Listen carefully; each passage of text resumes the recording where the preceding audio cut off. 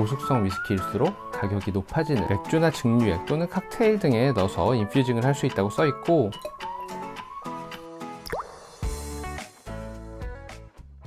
안녕하세요. 위스키와 안주를 소개하는 시간, 위안의 시간입니다. 제가 감기가 걸리는 바람에 이렇게 오랜만에 영상으로 찾아뵙게 되었는데요. 아직 코감기가 다 낫지를 않아서 이 후각과 미각이 완전히 돌아오지 않는 바람에 위스키 시음 리뷰 영상을 전해드리기는 조금 어려울 것 같습니다. 그래서 오늘은 그 대신에 조금 재미있는 실험을 해볼 예정인데요. 그건 바로 집에서 직접 위스키를 숙성해 보려고 합니다. 제 채널 구독자분들이라면 대부분 아실 것 같지만 그래도 모르시는 분들을 위해서 조금 설명을 드리자면, 위스키는 만들어진 지 얼마나 오래됐느냐 보다는 위스키가 오크통 안에서 몇 년 동안 숙성이 되었느냐가 조금 더 맛과 풍미에 영향을 끼친다고 할 수 있겠는데요. 그래서 여기 보이는 이런 글렌드로낙 12년 숙성 같은 경우도 이 오크통에서 최소 12년 동안 원액이 보관되었다는 의미이지, 이 위스키가 만들어진 지 12년이 됐다는 의미는 아닙니다.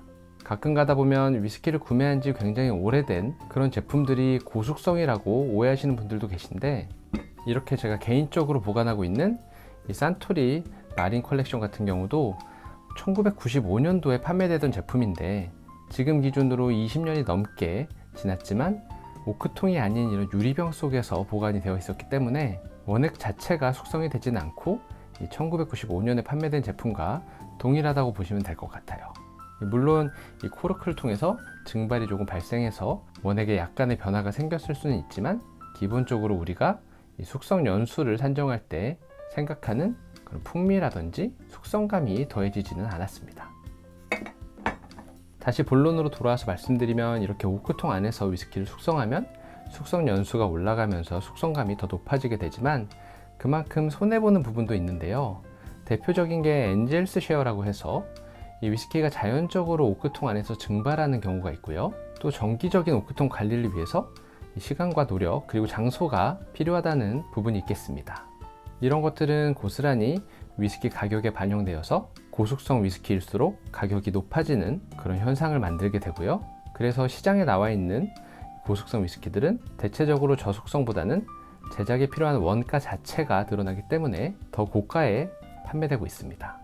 이렇게 고숙성 위스키를 만드는 것을 이 증류소처럼 전문적이진 않겠지만 집에서도 어느 정도 직접 해볼 수 있는데요. 대표적인 방법으로는 오크통을 구매해서 집에서 숙성하는 방법이 있겠는데, 이 증류소처럼 굉장히 큰 용량의 배럴이나 혹스헤드, 이런 200리터 이상의 오크통을 구매해서 숙성을 직접 하기에는 보관할 장소도 마땅치 않고 그 안에 채울 원액을 구하는데도 어마어마한 비용이 들기 때문에 개인이 하기에는 조금 적합하지 않고, 개인적으로 해볼 수 있는 방법 중에서는 여기 보이는 이런 굉장히 소형 오크통을 구매해서 원액을 숙성하는 방법이 있겠지만, 이런 소형 오크통도 나름의 관리를 해줘야 되고 가격 자체도 부담 없이 해보기에는 조금 있는 편이라서 선뜻 도전하기는 조금 어려운 것 같아요.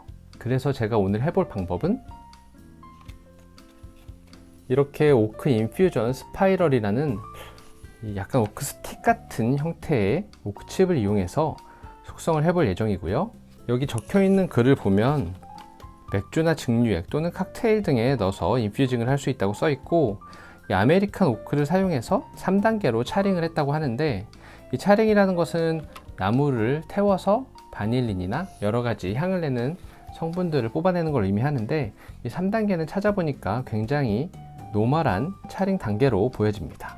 그리고 이런 스파이럴의 장점은 용수철 모양으로 생겼기 때문에 아무래도 원액이 나무에 닿는 면적이 커서 빠른 숙성을 지원한다고 하고요. 적혀있는 말로는 일주일이면 어느 정도의 숙성감을 확인할 수 있는 것 같습니다. 그리고 병에 집어넣기만 하면 되기 때문에 굉장히 작업도 용이하고 번거롭지 않을 것 같아서 오늘 이 제품을 가지고 직접 숙성을 해볼 예정이고요.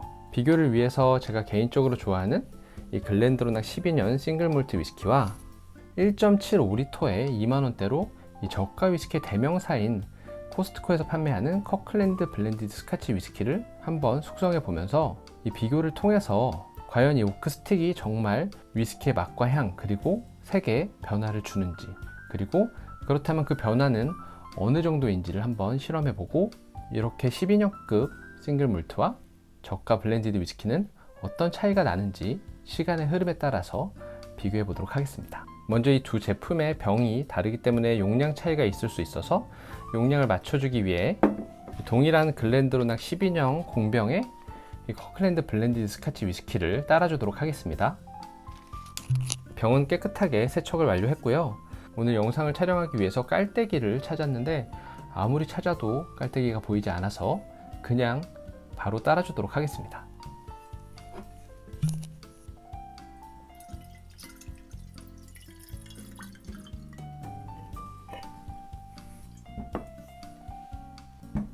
이렇게 전혀 흘리지 않고 잘 따라줬네요. 저는 바이알에 병으로 많이 담아봐서 이렇게 바로 했지만 여러분들이 하실 때는 꼭 깔때기를 사용하시기를 추천드립니다.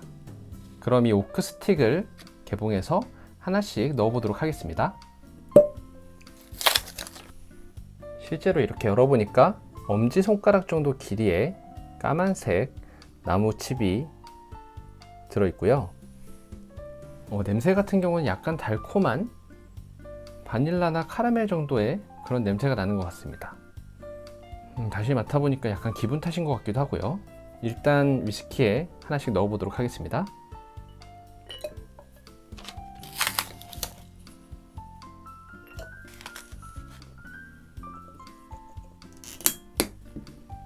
이렇게 두 병에 오크 스틱을 각각 하나씩 넣어 주었고요.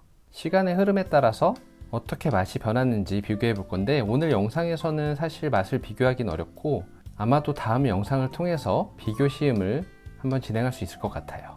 이 색상과 맛의 변화를 살펴보기 위해서 이렇게 글렌드로낙 먹다 남은 위스키를 하나 준비해 주고 이렇게 커클랜드 블렌디드 스카치 위스키도 같은 동일한 병에 담아줘서 색상도 한번 비교해 보도록 하겠습니다. 개인적으로 너무 기대가 되네요. 그럼 오늘 영상은 여기서 마치겠고요. 조만간 감기가 다 회복되는 대로 위스키 시음 리뷰와 함께 오늘 해본 이 집에서 숙성한 위스키의 맛 변화도 소개시켜 드리도록 하겠습니다. 그럼 다들 추워진 날씨에 감기 조심하시고요. 오늘도 즐거운 위스키 생활 되세요.